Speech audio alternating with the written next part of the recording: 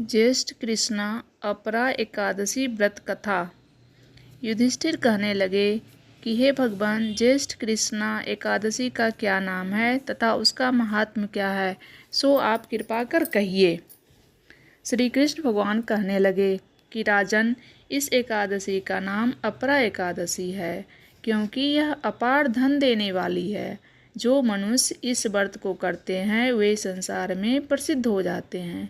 अपरा एकादशी के व्रत के प्रभाव से ब्रह्म हत्या, भूत योनि, दूसरे की निंदा आदि के सब पाप दूर हो जाते हैं।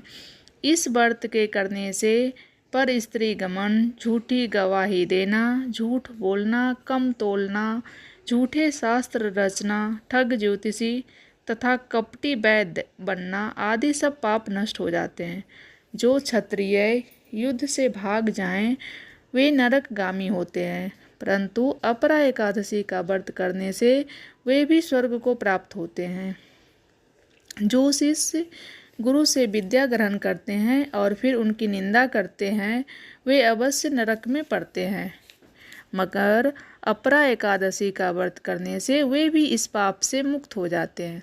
जो फल तीनों पुष्कर में कार्तिक पूर्णिमा को स्नान करने से या गंगा तट पर पितरों को पिंड दान करने से प्राप्त होता है, वही अपरा एकादशी का व्रत करने से प्राप्त होता है।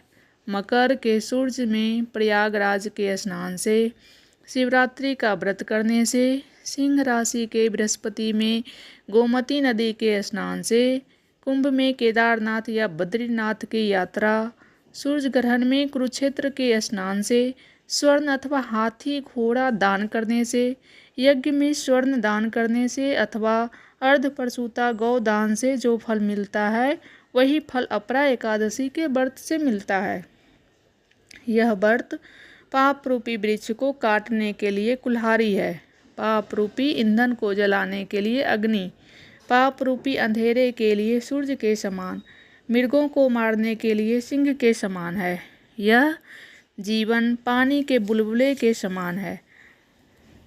अतन मनुष्य को पापों से डरते हुए इस व्रत को अवश्य करना चाहिए। अपरा एकादशी का व्रत तथा भगवान का पूजन करने से मनुष्य सब पापों से छूटकर विष्णु लोक को जाता है।